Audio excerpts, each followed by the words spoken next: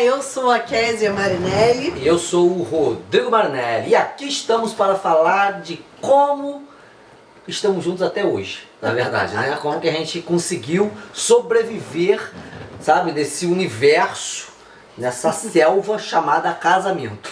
Pois é. Poderíamos contar uma historinha bonita para vocês, dizer que a nossa infância foi muito triste, foi muito difícil, que nós tivemos problemas emocionais no casamento dos nossos pais, o que não seria uma verdade. Não, nossos pais são pais bem casados, tanto os meus quanto os dele. Não, o meu não é mais não.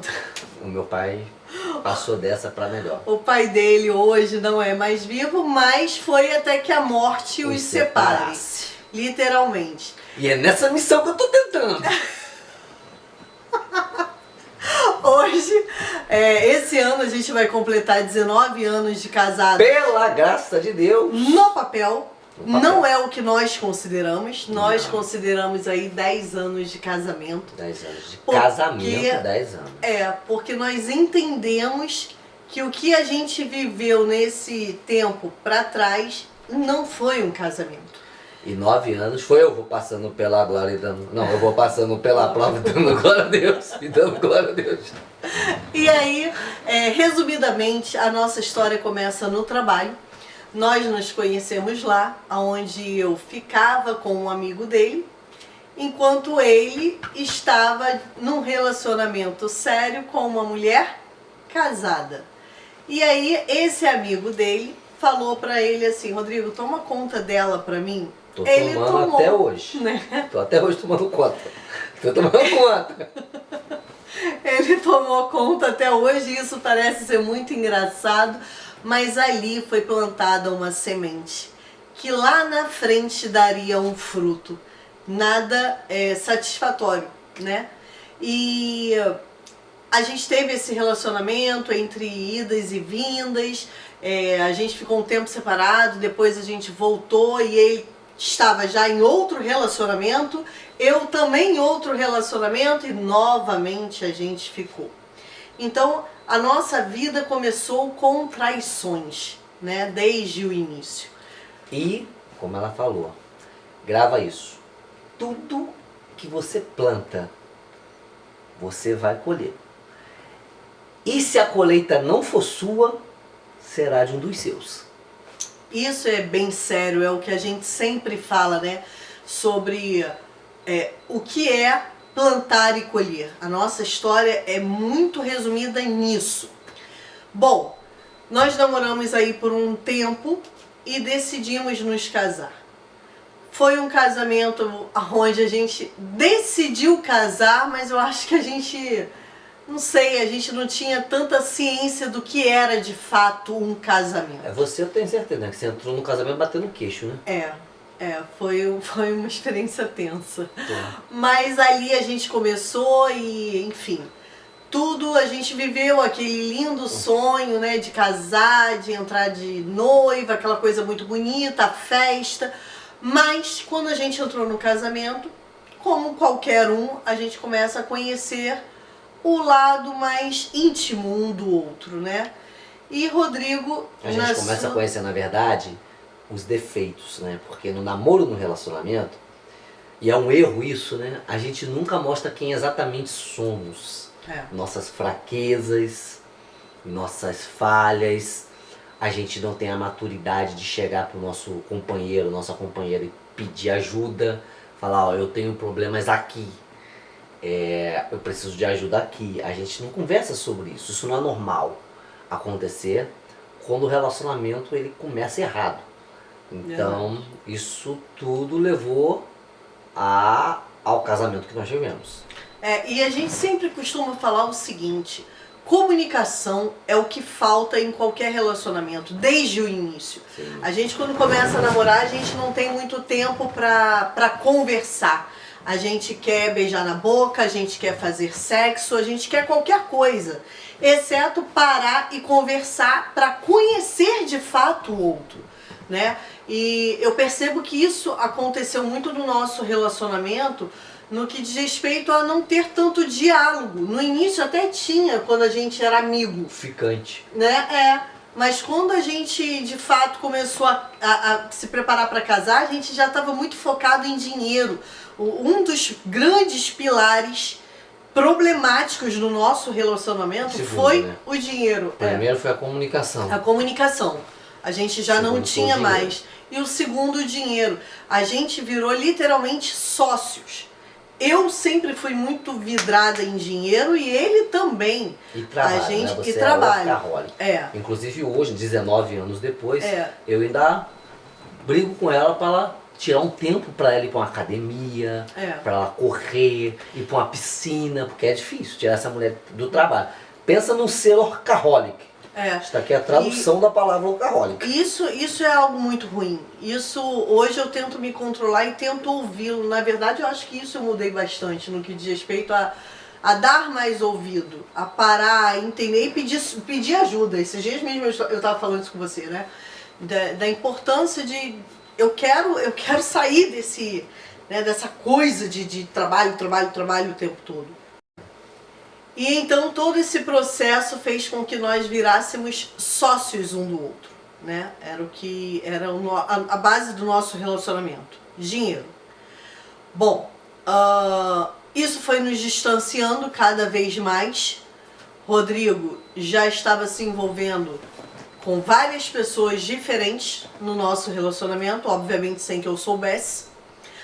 Antes disso, antes do casamento, as traições entre a gente já começaram a existir por parte dele, né? Ao ponto dele me trair com uma própria subordinada no trabalho, minha subordinada.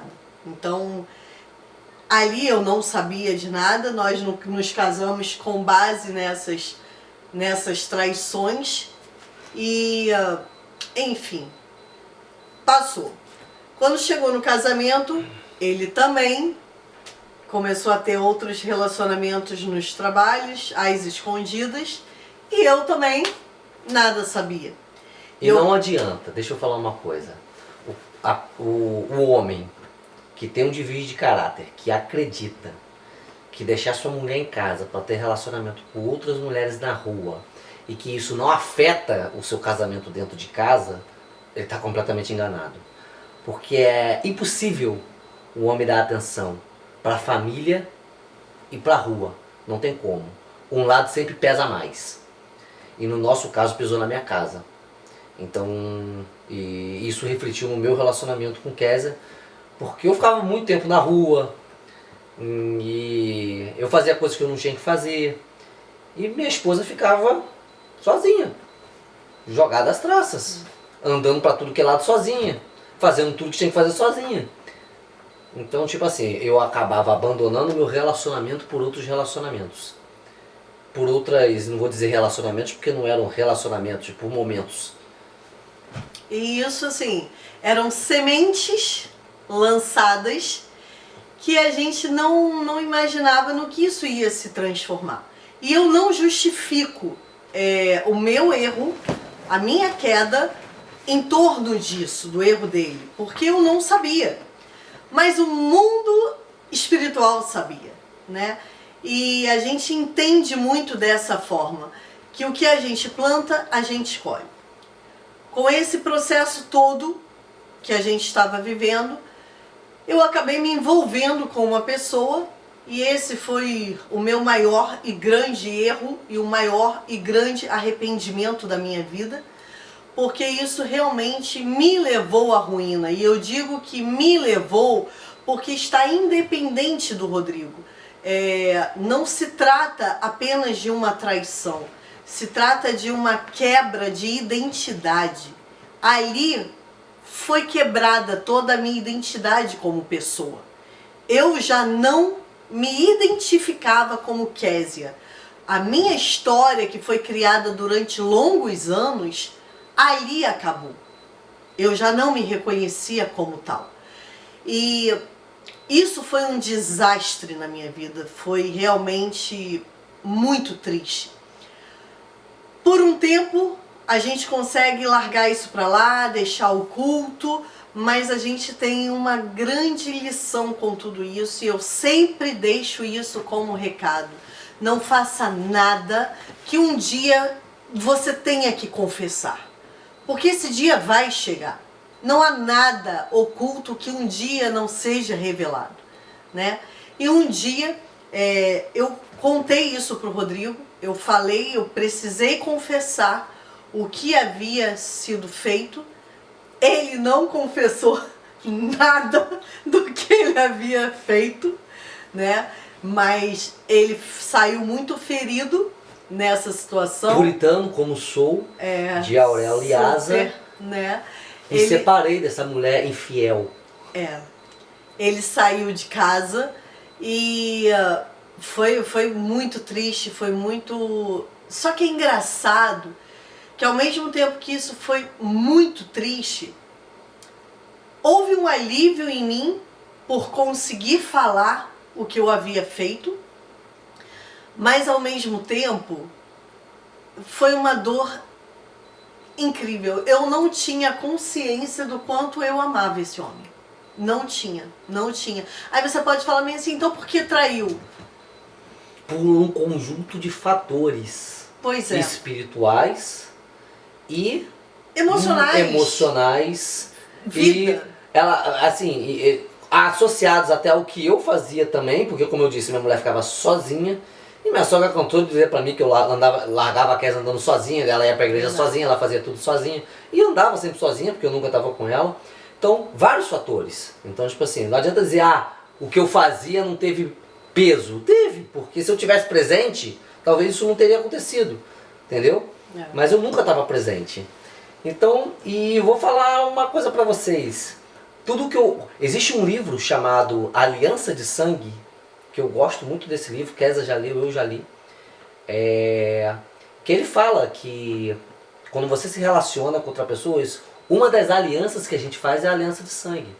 E quando você forma essas alianças sem estar debaixo da santidade, isso traz consequência para a sua vida. Porque na aliança de sangue existe uma troca de sangue. E aí tudo que você tem com você entrega para a pessoa. E tudo que essa pessoa tem, ela te entrega também. E há um pacto ali, há um pacto. E os espíritos estão envolvidos nisso. Então a gente não sabe o que a gente trouxe para dentro do nosso lar. Principalmente eu. Que ela caiu, sim, ela me traiu, sim. É fácil falar sobre isso? Não. Machuca até hoje. Todos os dias eu tenho que trabalhar na minha mente e no meu coração para olhar a mulher que ela é e não que ela foi. E por que eu falo? Eu falo para gerar exemplo. É fácil? Não. Agora, é muito lindo falar de perdão. A gente vê tanta gente falando de perdão nas igrejas. Eu acho lindo ouvir sobre perdão. Mas 99% das pessoas que falam sobre perdão não estão preparadas para realmente perdoar uma pancada como essa. Entendeu? Principalmente nós que somos homens. Somos homens. Entendeu? Então falar sobre isso é muito difícil. Então, tipo assim, quando você faz essa troca, você traz para dentro do seu relacionamento entidades. Eu trouxe isso para dentro do meu relacionamento desde o namoro com ela, eu venho trazendo. E não sei quantas vezes. Então, sim, o que eu fiz, o que eu vim construindo ao longo do nosso relacionamento, teve completamente peso em cima do que ela fez. Entendeu? Por mais que ela não perceba isso visualmente. Mas o gatilho, você viveu, né? O gatilho para ela fazer o que ela fez partiu daqui. Verdade. E aí, assim, isso é uma situação, o Rodrigo falou uma coisa que me chama muito a atenção sobre a questão do perdão, né? Dentro de um relacionamento, de uma traição, de uma quebra de aliança. Não é fácil. E todo mundo quando fala assim, eu tive o meu casamento restaurado, eu acho isso muito bonito. Mas o que ninguém conta é o processo dessa restauração, porque não é questão de você perdoar e conseguir lidar com da mesma forma. Perdoar não é esquecer. Não tem como. Pelo menos no nosso relacionamento isso não aconteceu. Nós nos perdoamos sim, mas foi muita dor para ambas as partes. Por quê? Porque nesse processo que ele saiu de casa, eu lutei por ele incansavelmente, eu orei, eu jejuei, sabe? Eu sou evangélica, então a minha base para restauração é essa. E Rodrigo voltou para casa, de fato ele voltou. Mas muito ferido. Muito ferido, muito machucado, me proibindo de falar com muitas pessoas, me afastando de todo mundo que sabia dessa história. E isso para mim foi cruel, porque eu sou totalmente de relações e ter que ficar isolada foi muito difícil. Nesse meio do caminho eu engravidei, mas nós tínhamos a consciência, eu quis engravidar e nós concordamos com isso. Ele nem tanto, mas concordou. E enfim, nós tivemos uma filha. E depois de 1 ano dessa criança nascida, que é a minha princesinha, a Luísa, o Rodrigo simplesmente, numa briga qualquer, numa discussão qualquer dentro de casa, ele falou: cara, eu não consigo te fazer feliz, você não me faz feliz, eu estou saindo de casa e é definitivo, não há nada que você faça que me faça mudar de ideia. Eu quero ser feliz. Eu odeio essa frase. Eu quero ser feliz. Porque a forma como você fala é como se nada do que a gente viveu tivesse valido de nada. Não, você nunca foi feliz com a pessoa? É meio louco isso, sabe? E enfim, ele saiu e mais uma vez, só que dessa vez ele saiu diferente. E aí eu tinha certeza de que existia alguém na história. Porque não foi, eu descobri uma traição e saí arrasado e tal, não. Não, foi uma briga normal de casa, que todo casal tem. E dessa vez ele saiu muito certo. Eu falei, tem alguém aí. E dito e feito, né? Lógico que uma mulher, quando é traída, ela tem um 7º sentido, vamos colocar assim, sabe? Nem o 6º, apurado. E aí eu fui pesquisar e dito e feito, o Rodrigo já estava com uma outra mulher. Uma mulher que fisicamente era o que ele sempre gostou, mulher malhada. Não, mulher... mas deixando claro, eu ainda não tinha ficado com essa mulher. Mas estava... Eu não tinha relacionamento nenhum com ela de namoro. Mas eu estava numa amizade que eu ainda estava muito ferido, muito ferido. Eu não tinha sido curado ainda de tudo que tinha acontecido como homem. Eu não tinha ainda tido um encontro com Deus de forma que ele me fizesse entender como eu podia perdoar a Késia. E tudo isso dentro de mim ainda rodava o dia todo. Eu não conseguia olhar para ela sem lembrar, eu não conseguia transar com ela sem lembrar. Eu ainda estava muito doente. E aí essa pessoa apareceu como, lobo em pele de ovelha. E aí eu, ferido, como é que eu vou dizer, exposto, então eu quis viver essa situação. Quis viver. Eu percebi que eu não estava fazendo ela feliz porque eu aprisionava ela dentro de casa, não deixava ela ter contato com ninguém, ela não estava bela, ela vivia chorando, entendeu? Eu não estava feliz porque eu estava machucado, não conseguia ter uma relação direito com a minha esposa. Então eu parei, cara, eu tô numa relação errada. E saí de casa de novo. E aí eu fui morar com essa mulher. E dessa vez doeu muito. Muito. Nossa. Porque assim, a gente tinha negócios, como a gente falou, a gente tinha a empresa de decoração, de fotografia, nossos clientes não sabiam do que estava acontecendo e de repente o Rodrigo me aparece com uma foto no perfil de uma mulher assim abraçada a ele, nua, né? E enfim, foi uma exposição absurda que aconteceu comigo, né? Mas ele saiu, ele foi, eu passei todo esse processo dentro de mim como um turbilhão de sentimentos. Mas aí eu decidi não olhar mais para o Rodrigo. Eu decidi olhar para mim. Eu decidi me enxergar. Me enxergar como mulher, como serva de Deus, como mãe, como filha e como mulher de casa. Entender onde eram os meus pontos fracos. Onde eu errava, né? Foi aí que eu comecei a escrever. E isso foi muito, muito revelador pra mim. Eu lembro que o Rodrigo, quando eu comecei a mudar, o Rodrigo falava pra mãe dele assim, isso é porque eu tô separado. Quando eu voltar, volta tudo. Não foi isso que você falou? E não, de fato eu estava mudando. Eu realmente queria ser alguém melhor. E me transformei em alguém melhor. Eu olho hoje pra mim quem eu era, pra quem eu sou, é óbvio que muitas características são características da minha personalidade.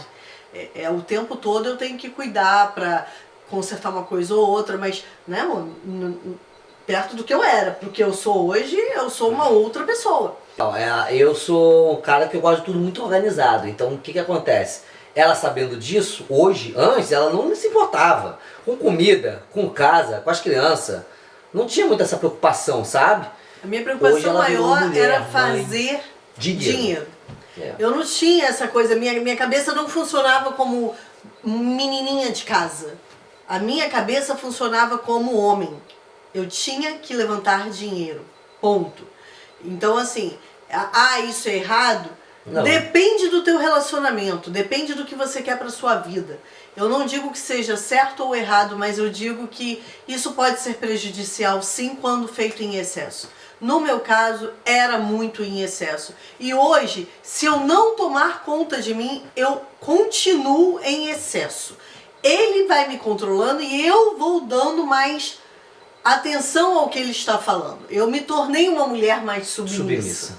Isso não existia no meu casamento. Eu não era submissa em nada. Eu seguia o que eu queria e ponto. Né? Eu literalmente era um homem casada com um homem. Era isso. Eu competia espaço. Né? E hoje eu procuro, olhando nossa vida, isso mudou muito. Muito. Hoje, literalmente, ele assumiu o papel de homem dentro da minha casa. E eu assumi o papel de mulher. Às vezes, o meu senso de vício, né? Na verdade, o meu vício de trabalho quer falar mais alto? Quer. Porque esse é o meu natural. Eu sou uma pessoa que sou viciada em trabalho.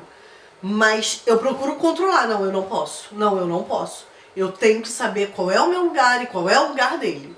Entendeu? Porque quando isso inverte, o nosso casamento começa a dar problema. Né? Então, assim, nesse meio tempo, Rodrigo volta para casa, só que agora ele volta de uma maneira completamente diferente, conforme ele disse. Ele realmente teve um encontro diferente com Deus.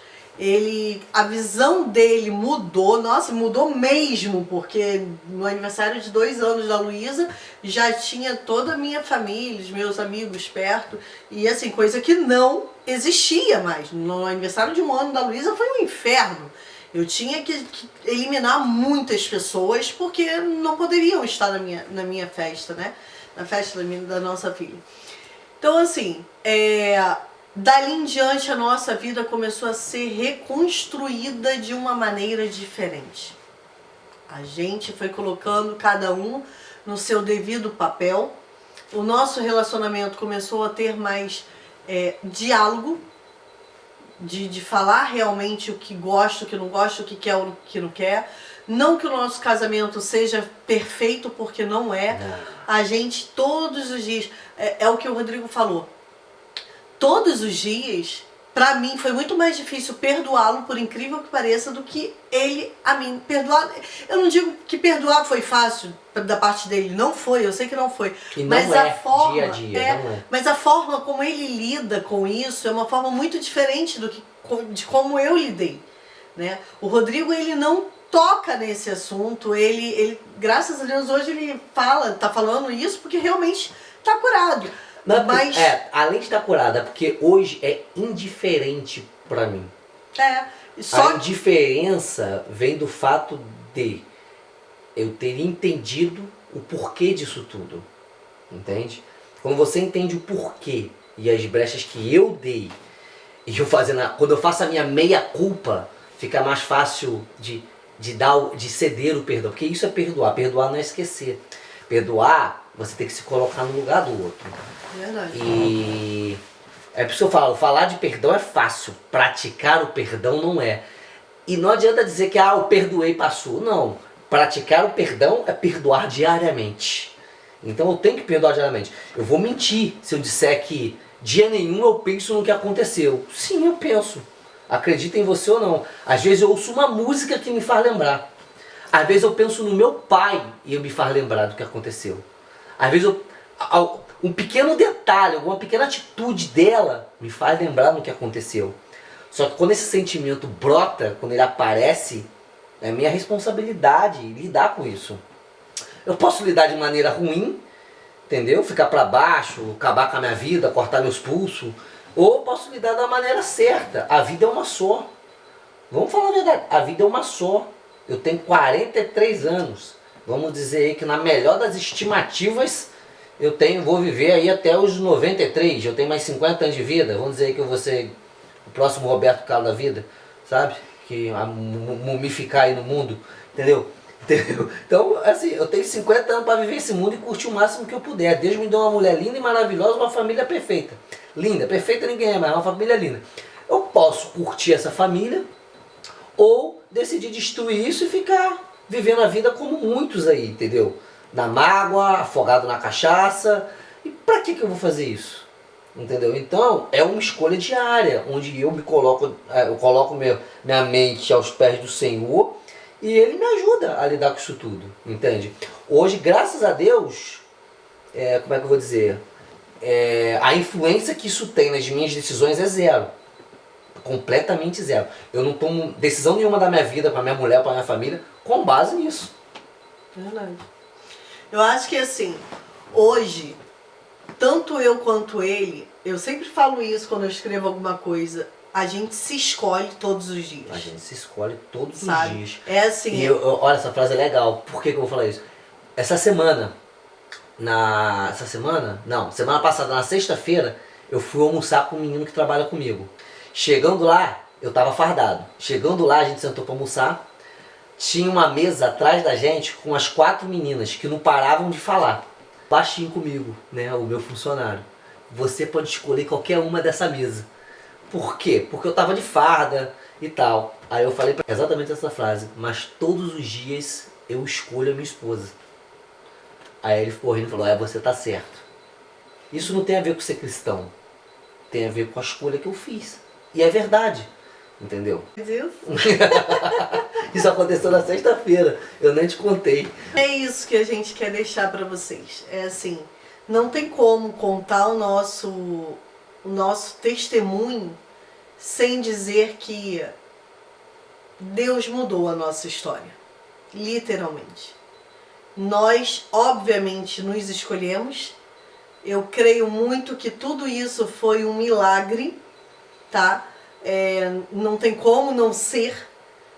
Houve falha no nosso caráter e nós escolhemos corrigir essa falha. Não se trata de religião. Não se trata de ser cristão ou não. Se trata de caráter.